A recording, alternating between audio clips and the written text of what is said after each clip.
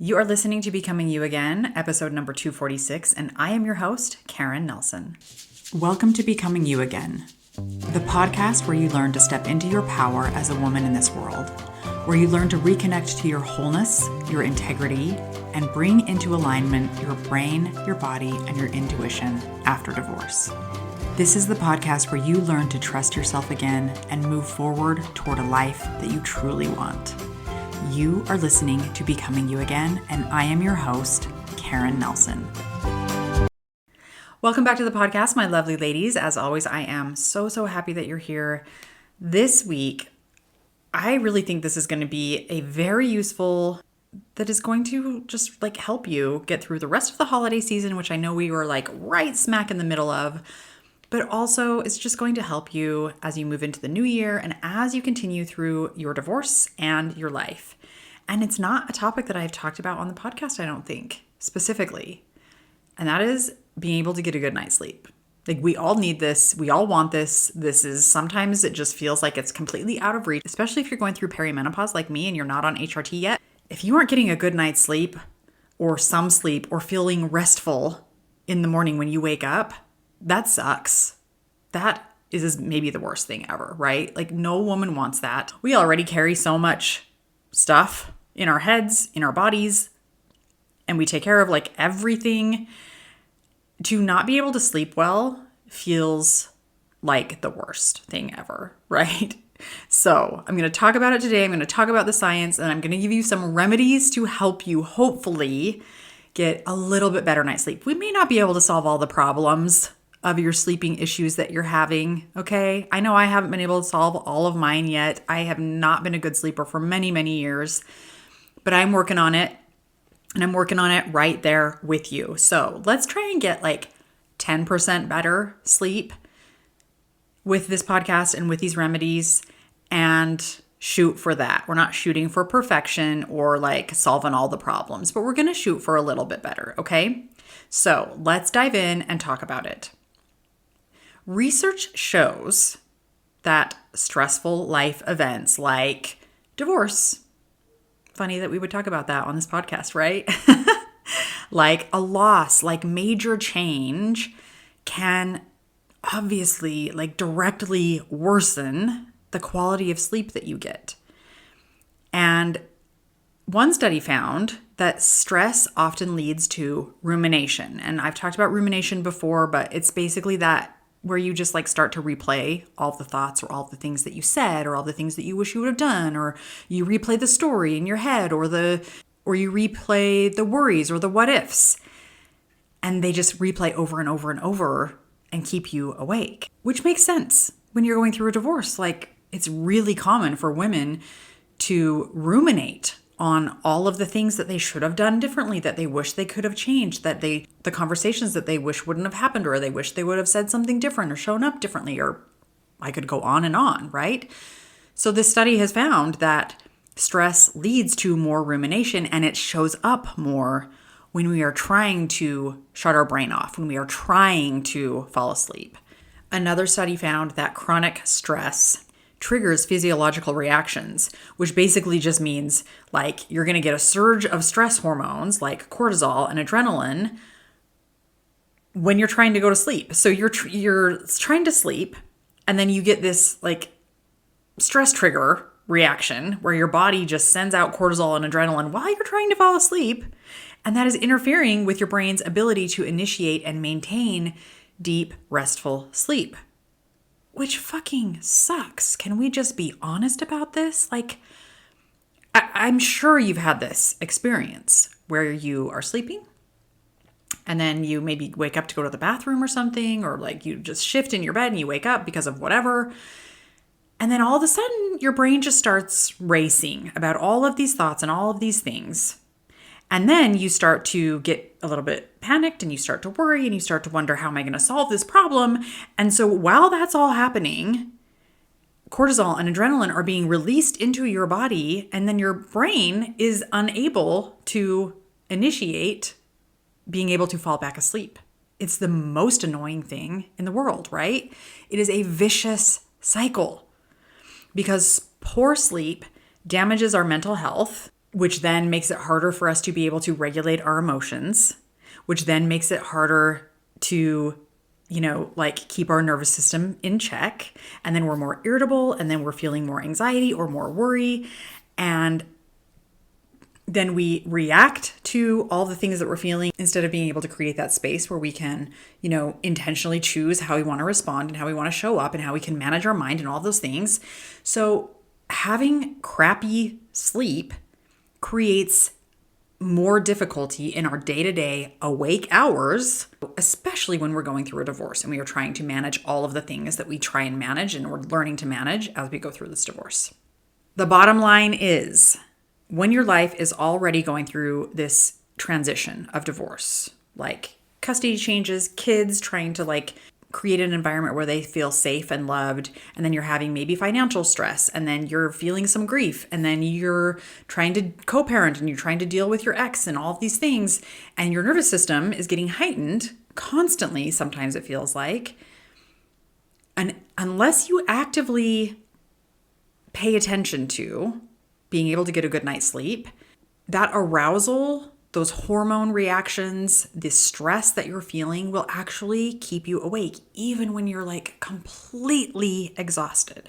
And I know I'm not saying anything that you guys don't already know. I know that you're all, or maybe many of you listening to this, have already been experiencing this.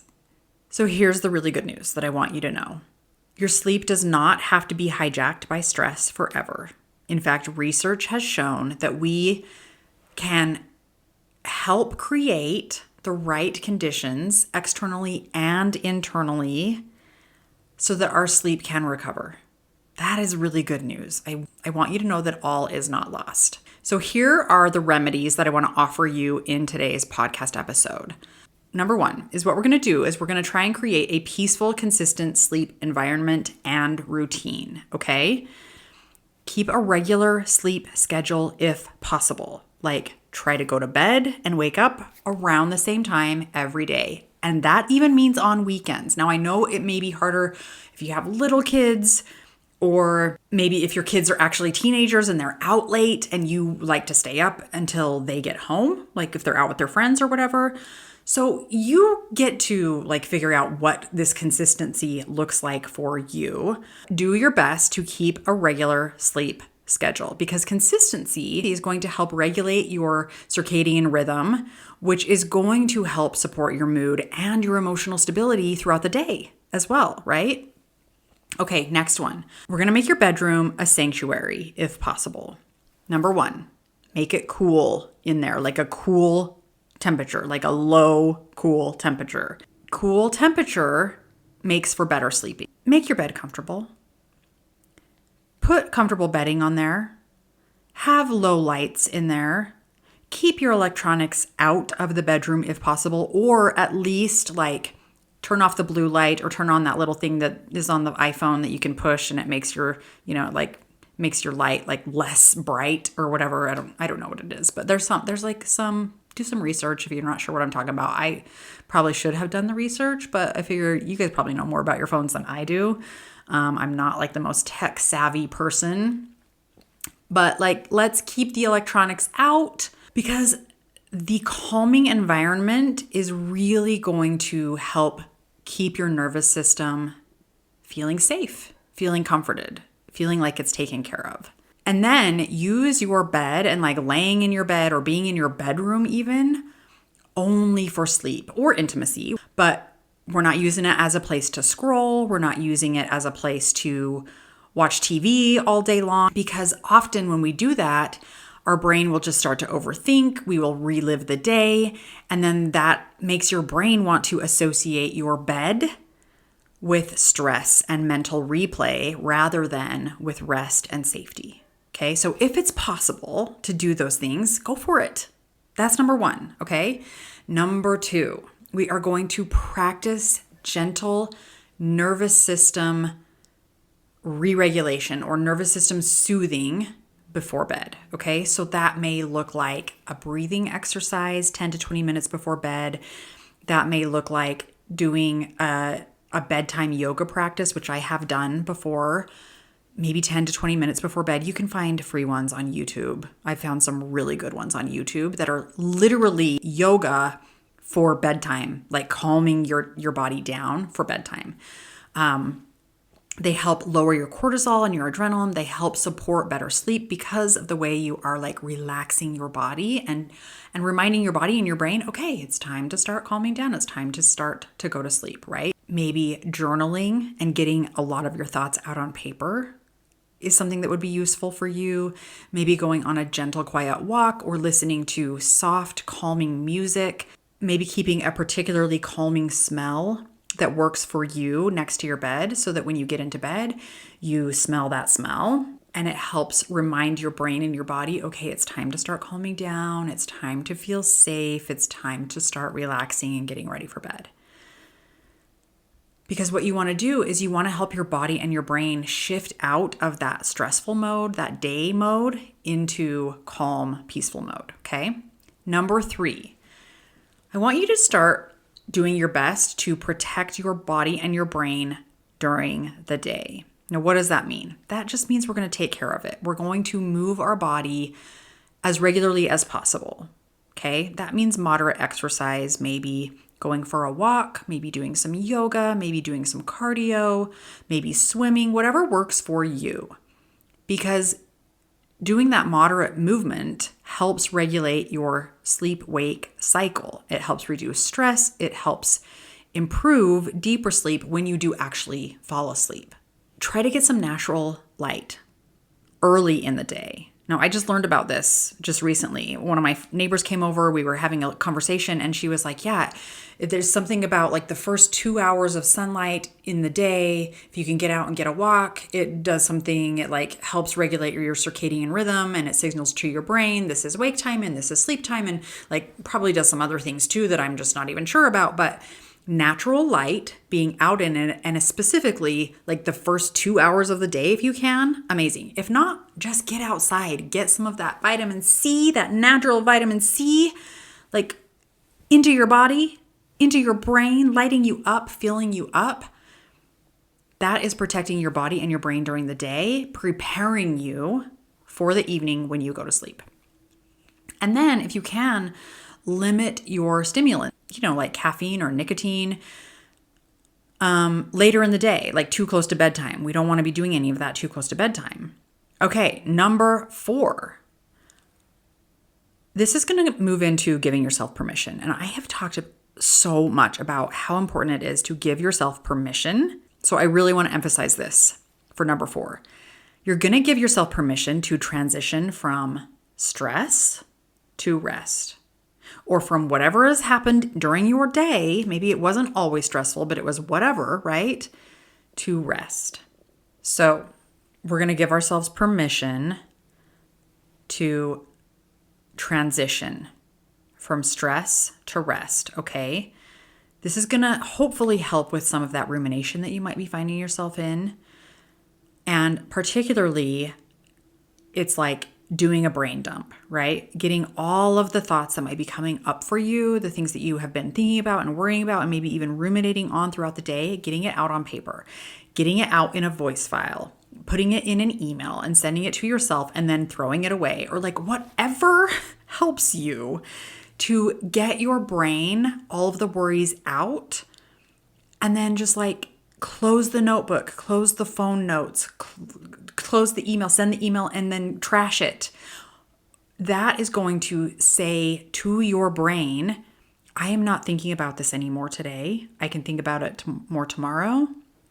But right now, I am done thinking about this.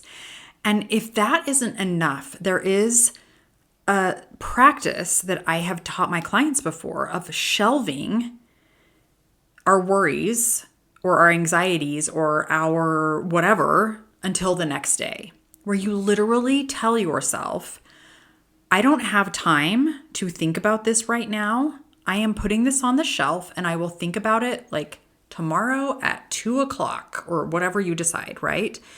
And you can literally like tell your brain that, and then your brain can say, oh, okay, we're not going to think about this right now. We have it set on our calendar for another time. Let's try that. So if that is helpful to you, And that is helpful in the transition of going from stress to calm. Great. Try it. Use it. Okay, number 5. We're going to use some soothing, calming practices to support your rest. That can mean, and some of these, like we already talked about, like the soft music, maybe reading a chapter out of a book that you just love or that you're really into or that is calming to you.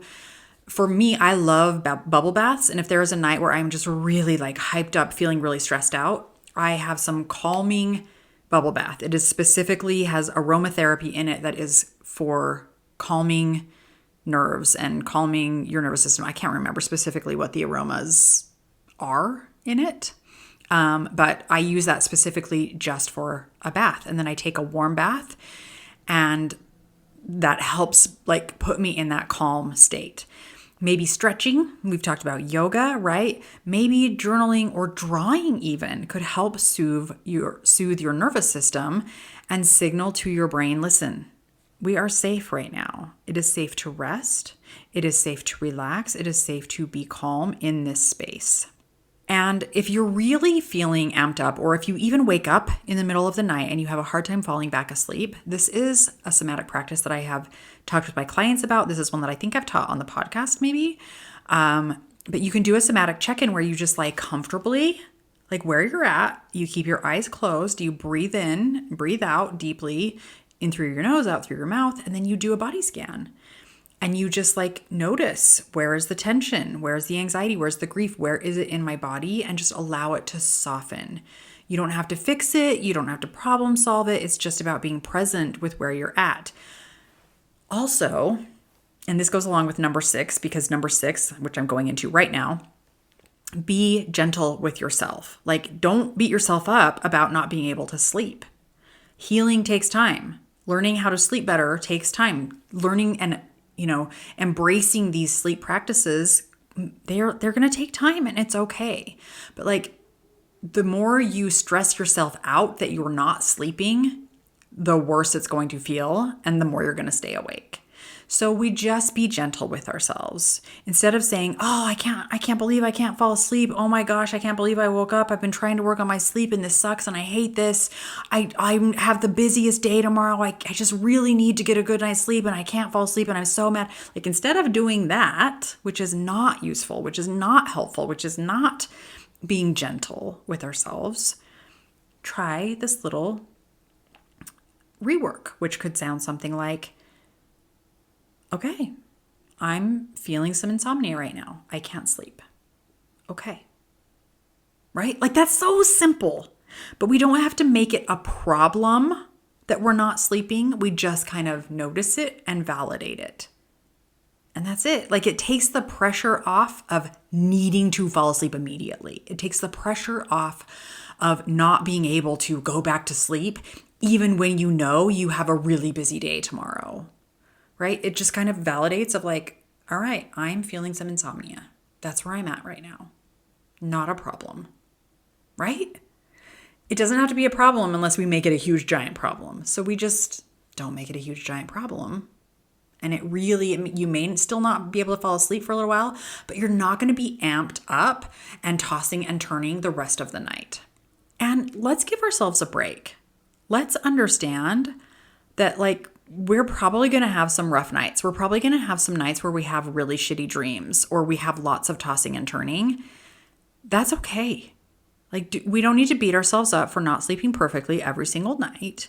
We just come back to the tools when we need to. We give ourselves some compassion as we're going through this process of divorce, which is very stressful, of transitions, which are very stressful. And we just do our best to add as many of these healthy sleep remedies as we can. And then we don't shame ourselves when we don't have a perfect night's sleep every time, right? And if you really need more help with this, there are plenty of sleep specialists, therapists, somatic coaches, even talking to your doctor and maybe getting on HRT or, some hormone therapy or something is the right move for you. But there are so many other avenues that you can look at to help you move through this process in terms of figuring out how to get a good night's sleep as you go through your divorce. use some of these remedies. But the key that I really want to get to here with this number 6 is be gentle, be kind, be compassionate with yourself. You don't have to beat yourself up just because you had a shitty night's sleep. Like, we're going to be kind to ourselves, okay? So, what is it actually going to do for you when you can get a good night's sleep? You're going to feel calmer.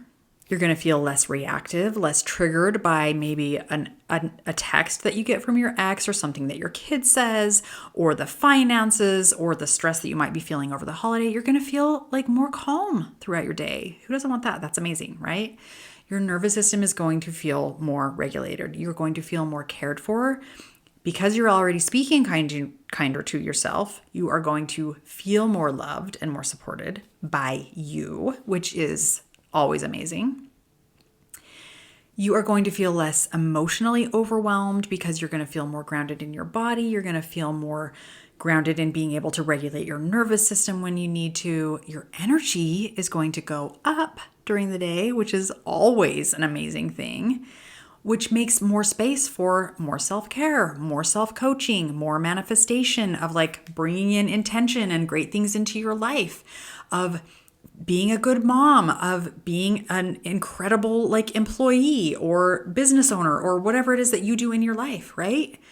So we're just creating more space and more capacity to show up more full in our lives. And that is a beautiful thing. And you are creating capacity for more vulnerability, more healing, more grieving, and being able to like move through and heal through your divorce, through the transitions of your life, through all of the things, which is truly the most beneficial, amazing thing that we could possibly ask for. So, okay, here's what I want you to try tonight. This is going to give like a little quick rundown of some of the things I talked about that you can try for your first night of trying to get a good night's sleep, okay? And then you can create whatever routine feels best and right to you. So tonight or this weekend when you don't have your kids or whenever you choose, the first thing I want you to do is I want you to try and create that safety that we talked about, like dim the lights, make your room cool, make your bed cozy, put your phone away or out of sight or whatever. Then I want you to do a 5-minute brain dump. Just write out whatever is swirling in your head in a notebook or on the notes on your phone, or do a voice memo or whatever it is, right? Whatever works for you. Just get all of your worries, all of the anger, all of the tasks, all of the things out of your brain, onto paper or into your phone, and then put away. Okay. Then either pick some kind of calming activity to transition you into getting ready to go to sleep, calming your brain and your body down from the stress of the day into, okay, it's almost bedtime. That can be reading a book. That can be listening to some music. That can be maybe a gentle stretch, maybe sipping some herbal tea, maybe smelling the smells, the aromas that really calm you down and work for you. Maybe it's doing a 5-minute body scan where you're just intentionally like noticing where you're keeping the tension and then relaxing that part of your body. And then you are going to do your best to fall asleep and set those consistent bedtime and wake time hours. Okay?